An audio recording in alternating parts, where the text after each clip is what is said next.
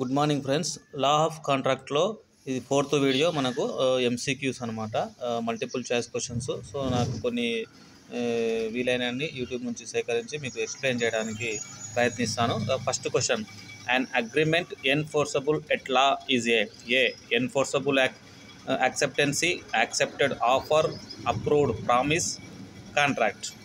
So question, an agreement enforceable at law is option A enforceable acceptancy, option B accepted offer, option C approved promise, option D contract. The answer is contract. The agreement is enforceable by law is a contract anamata. Next, second question, every promise and every set of promises forming the consideration for each other is an under section 2 clause E is called option A agreement, option B contract, option C offer, option D acceptancy. The answer is the agreement. And next, question number 3, promises which form the consideration or part of the consideration for each other are called option A reciprocal promises, option B cross offers, option C conditional offer, option D conditional promises. So the answer is the reciprocal promises. Reciprocal promises are the promises which form the consideration or part of the consideration for each other are called reciprocal promises. So ఈ క్వశ్చన్స్కు మీకు answer ఈజీగా తెలియాలంటే ఇంతకుముందు నేను చేసిన 3 videos ఉన్నాయి కదా, 3 videos మీరు స్కిప్ చేయకుండా కంప్లీట్గా మొత్తం చూసినట్లయితే వీటికి ఆన్సర్ ఈజీగా చేయొచ్చు. దాదాపుగా మనం చేసిన వీడియోల నుంచే ఉన్న ఈ క్వశ్చన్స్ అన్నీ కూడా multiple choice questions. Next question, the fourth question, an agreement not enforceable by law is stated to be void under option A section 2 clause D, option B section 2 clause E, option C section 2 clause F, option D section 2 clause G. ఇక్కడ ఏమన్నాడు, the agreement not enforceable by law అన్నాడు. So the answer is the section 2 clause G. It is a void agreement. So ఇక్కడ చూడండి, మీరు ఈ సెక్షన్లు కూడా గుర్తుపెట్టుకోవాలి. సెక్షన్ 2 క్లాస్ డి వచ్చేసి మనకు కన్సిడరేషను, సెక్షన్ 2 క్లాస్ ఈ agreement, section 2 class F reciprocal promises. అంటే ఇక్కడ మీరు గుర్తుపెట్టుకోవచ్చు కన్సిడరేషన్ డి, ఇక్కడ 2D గుర్తుపెట్టుకోవచ్చు. అన్నిటికీ 2 కామన్ వస్తుంది. అగ్రిమెంట్ ఈ, అగ్రీ ఈకి ఆ విధంగా మీరు గుర్తుపెట్టుకోవచ్చు. నెక్స్ట్ రెసిప్రోకల్ ఎఫ్ అట్లా గుర్తుపెట్టుకోండి. నెక్స్ట్ వాయిడ్ అగ్రిమెంటు 2G అని గుర్తుపెట్టుకోండి. ఈ విధంగా ఈజీగా ఉంటుంది మనకు సెక్షన్లు అండ్ క్లాజులు. నెక్స్ట్ వచ్చేసి fifth question, the void agreement signifies option A agreement illegal in nature, option B agreement not enforceable by law, option C agreement violating legal procedure, and option D agreement against public policy. The void agreement is a agreement not enforceable by law. It is a void agreement. Next వచ్చేసి మనకు sixth question, the offer as defined under section 2A is. So మనకు offer కానీ proposal కానీ రెండు ఒకటే అనమాట. Section 2 clause ఏ కిందికి వస్తున్నాయి మనకు. ఆ విధంగా section 2 clause A, the Indian contract act 1872 defines the offer. Option A communication from one person to another, and B suggestion by one person to another, option C willingness to do or abstain from doing an act in order obtain the assent of other thereto, option D none of the above. The answer is the option C willingness to do or abstain. అంటే అవతల వాళ్ళకి మనకి ఏదైనా ఒక offer ఒక party ఇచ్చినప్పుడు వేరే party దాన్ని అంగీకరించవచ్చు లేదా దాన్ని అంగీకరించకపోవచ్చు అనమాట, ఏదైనా కావచ్చు. కానీ ఆఫర్ అనేది ఒక వ్యక్తి వేరే పార్టీకి ఇస్తాడనమాట. దీన్నే willingness to do or abstain from doing అంటారు.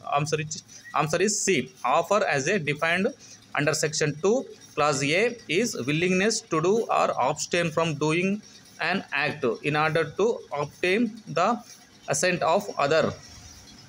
Next question, the seventh question, a proposal when accepted becomes it becomes a promise. So option A promise under section 2B, And option B, agreement under section 2 clause E. Option C, contract under section 2 clause H. None of the above. అలాంటి మనం ఇంతకుముందు వీడియోలో చెప్పుకున్నాము, proposal when accepted it becomes a promise అనమాట. So answer is option A. Next question number 8. The promises which form the consideration or part thereof for each other under section 2 clause F are called.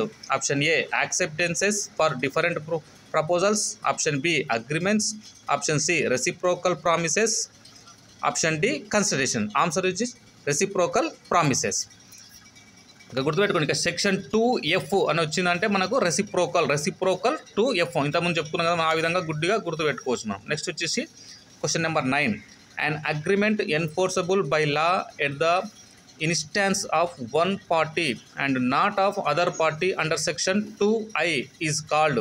Option A, a valid contract. Option B, an illegal contract. Option C, a void contract. And option D, a voidable contract. Under section 2 clause I is a voidable contract. అంటే ఇక్కడ అంటే ఒక party వచ్చేసి మనకు చట్ట ప్రకారంగా ఉన్న అవతల పార్టీ వాళ్ళు దాన్ని మనకు పాటించకుంటే దాన్ని మనం వాయిడబుల్ కాంట్రాక్ట్గా చెప్పవచ్చు అనమాట. Next question number 10. The which is correct? The A, proposal plus acceptancy equal to promise plus consideration equal to agreement. The agreement plus enforceability equal to contract, all of the above. So ఇక్కడ ఉన్నాయి మొత్తం అన్నీ కూడా కరెక్టే. అయితే proposal when accepted it becomes a promise. Okay, next promise when consideration it goes to agreement. Next agreement which is enforceable by law is a contract. So ఇక్కడ పైన ఇచ్చినటువంటి ఆల్ ఆఫ్ ది అబవ్ అనమాట, అంటే మూడు కూడా మనకు options correct అనమాట. Next question 11. In a valid contract what comes first? Valid కాంట్రాక్ట్లో ఫస్ట్ ఏమొస్తుందని చెప్పిన ఫస్ట్ ఏమొస్తుంది? Option A enforceability, option B acceptancy, option C promise, option D proposal. ఎప్పుడైనా సరే మనకు ప్రపోజల్ పెడతాం ఫస్ట్. అంటే మీకు ఆల్రెడీ మనం ఇంతకుముందు వీడియోలో మనకు సైకిల్ ఆఫ్ కాంట్రాక్ట్ చూసినాం కదా, అది మీరు బాగా చూసినట్లయితే అది ఐడియా ఉంటే మీకు ఈ క్వశ్చన్కి ఆన్సర్ చేయొచ్చు అనమాట. ఫస్ట్ వచ్చేసి మనకు ఏదైనా సరే వ్యాలిడ్ కాంట్రాక్ట్లో ప్రపోజల్ అనేది ఫస్ట్ వస్తుంది అనమాట. ఇక్కడ చూడండి, మనకి చూస్తుంది proposal. Next proposal when accepted it becomes a promise. Next promise when it's considered it becomes an agreement, and agreement when it enforced by the law it finally it goes to the contract. అంటే ఇది cycle అనమాట. మళ్ళీ ఒకసారి ఇక్కడ చూడవచ్చు మీరు, ఈ cycle బాగా గుర్తుపెట్టుకోవాలి, దేని తర్వాత ఏది వస్తుంది అనమాట. నెక్స్ట్ వచ్చేసి క్వశ్చన్ నెంబర్ 12.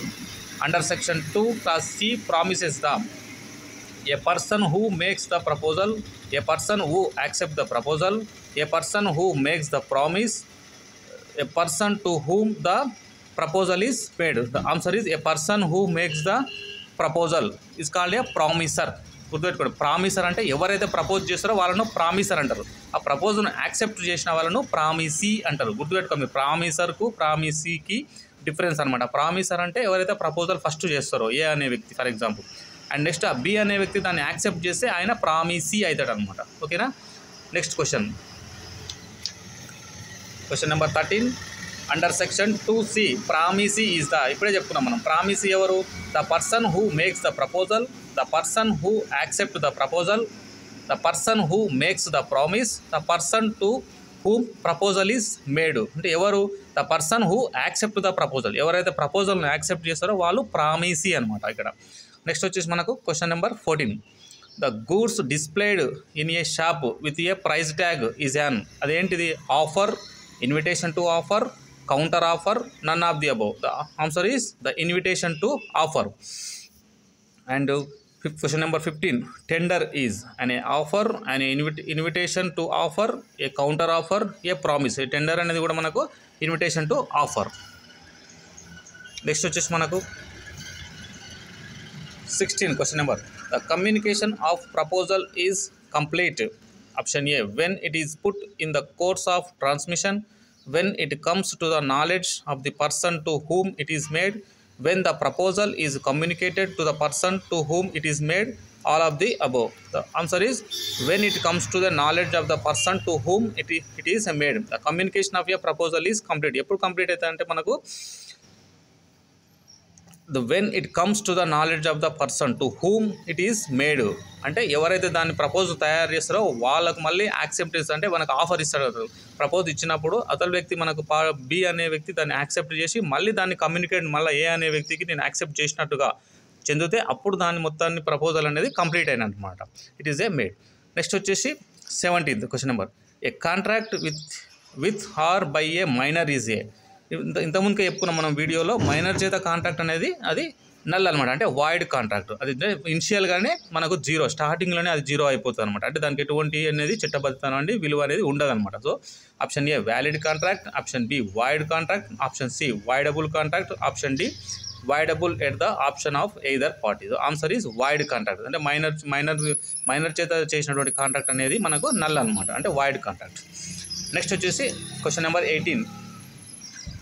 మనం దీనికి ఎగ్జాంపుల్ చెప్పుకోవచ్చు. మనకు మైనర్ కాంట్రాక్ట్గా మెయిన్గా the famous case Mohori Bibi versus Damodar Das అనమాట. 1903లో వచ్చేసి మనకి ఇది జడ్జిమెంట్ వచ్చింది. సో ఈ కేసును మనము ఈ మైనర్ కాంట్రాక్ట్గా మనం ఎగ్జాంపుల్గా చెప్పుకోవచ్చు. నెక్స్ట్ వచ్చేసి మనకు question number 18. A proposal stands revoked. Option A by communication of notice of revocation by the proposer, by failure of acceptor to fulfil A condition precedent, by death or insanity of a proposer to the knowledge of the acceptor and lapse of time, all the above. So all the above అనమాట. Answer is the all the above. అన్ని కండిషన్లో కూడా మనకు ఇది అనేది మనకు proposal అనేది మనకు రివోక్ చేసుకోవచ్చు అనమాట. నెక్స్ట్ వచ్చేసి మనకు question number 19. A proposal can be accepted A by notice of acceptancy, by performance of condition of proposal, by acceptancy of consideration for a reciprocal promise, and all the above. The answer is all the above అనమాట. So ఏ విధంగానైనా మనం ప్రపోజల్ను accept చేసుకోవచ్చు. Next వచ్చేసి మనకు question number 20. The enforceable agreements are the one, అంటే agreements enforceable the contract అనమాట. So made by free consent and parties to the contract are competent to enter into a agreement having lawful consideration of lawful object and all the above. ఇది కూడా మనకు all the above అనమాట. Enforceable agreements are the one made by the free consent, అంటే ఎవరి బలవంతం లేకుండా మనకు willing తోటి, అంటే వాళ్ళ ఇష్టంతో చేసేది అయి ఉండాలి రెండు పార్టీలు కానీ. తర్వాత parties to the contract are competent to enter into అనే అగ్రిమెంట్. నెక్స్ట్ వచ్చేసి having a lawful consideration and lawful object, అంటే ఇద్దరికి కూడా బెనిఫిట్ అయ్యే విధంగా ఉండాలి, అది చట్టబద్ధంగా ఉండాలి, చట్ట విరుద్ధంగా ఏది కూడా ఉండవద్దు, పబ్లిక్ పాలసీకి కూడా మనకు వ్యతిరేకంగా ఉండొద్దు, అనుకూలంగా ఉండాలి. అటువంటి కాంట్రాక్ట్ వచ్చేసి మనకు ఎన్ఫోర్సబుల్ అగ్రిమెంట్స్ అని చెప్పుకోవచ్చు. So answer is all the above. Next question number 21. The competency to contract relates to age of the parties, soundness of mind of the parties, both age and soundness of parties, intelligence of. The answer is both age and soundness of the